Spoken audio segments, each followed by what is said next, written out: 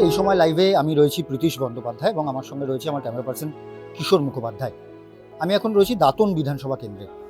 দাঁতন বিধানসভা কেন্দ্রের বিজেপি প্রার্থী অজিত জানা তিনি এলাকায় প্রচার করেছেন এবং প্রচার করার পর স্থানীয় যে পার্টি অফিস রয়েছে সেখানে কিন্তু কিছুক্ষণের জন্য বিরতি এবং তারপর ফের বিকেলে আরও একবার প্রচারে বেরোবেন। তার আগে কর্মীদের সঙ্গে খেতে বসেছেন বিজেপি প্রার্থী, তার সঙ্গে একটুখানি একদম সাদামাঠা জীবন যাপন করেন অজিতবাবু, এমনটাই কিন্তু এলাকার যারা মানুষজন রয়েছেন যারা তাকে চেনেন তারা কিন্তু জানেন যে একদম সাদামাঠা জীবন যাপন পালন করতেই তিনি অভ্যস্ত এবং সেরকমই চিত্র কিন্তু দেখতে পাওয়া যাচ্ছে একদম পার্টি অফিসে এসে। কেননা পার্টি অফিসে যখন আমরা প্রচারে এসেছিলাম সকালবেলা আমরা প্রচারে দেখি যে সাধারণ মানুষের সঙ্গে কথা বলা, সাধারণ মানুষের অভাব অভিযোগ শোনা, সমস্ত কিছুর মাঝেও বাড়িতে বসে তার সাধারণ মানুষের দাওয়ায় বসে যে খাবার, সেই খাবারও তিনি খেয়েছেন। এবার এখন সময় মধ্যাহ্ন ভোজনের এবং সম্পূর্ণরূপে কর্মী সমর্থকরা যারা রয়েছে তাদের সঙ্গেই মধ্যাহ্ন ভোজন সারছেন অজিতবাবু। আমি একটুখানি দেখানোর চেষ্টা করব। প্রথমেই আপনার অনুমতি একটু দেখাচ্ছি।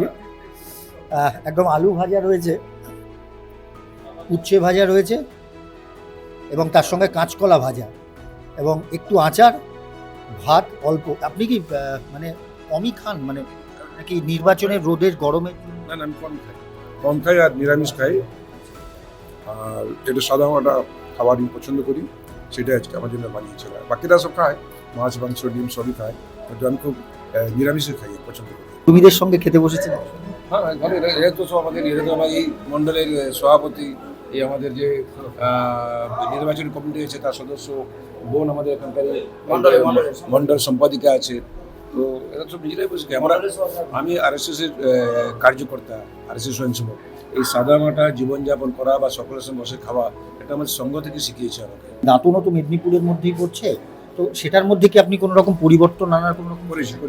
দেখুন, এখানে তিনটি বিশেষ জিনিস প্রয়োজন হয়। একটা হচ্ছে মাদুর শিল্প আছে, আর একটা পানের একটা বরজ বলে, যেটা পানের চাষ খুব হয় এখানে, আর বেশিরভাগ ক্ষেত্রে এদের জীবিকা হচ্ছে ধান চাষ। ধান চাষের মূল্য এরা পায় না, যেহেতু এখানে আমাদের কোনো মিল নেই, উচিত মূল্য এরা পায় না। সেই জন্য আমি চেষ্টা করবো, একক চেষ্টা হোক বা সরকারি প্রচেষ্টায় হোক বা অন্য কোনো ব্যবসায়ীকে এনে এখানে যেটা বড় অত্যাধুনিক একটা যেন ধান মিল হতে পারে তার চেষ্টা করবো। তাহলে কী হবে না, চাষিরা উচিত মূল্য পাবে।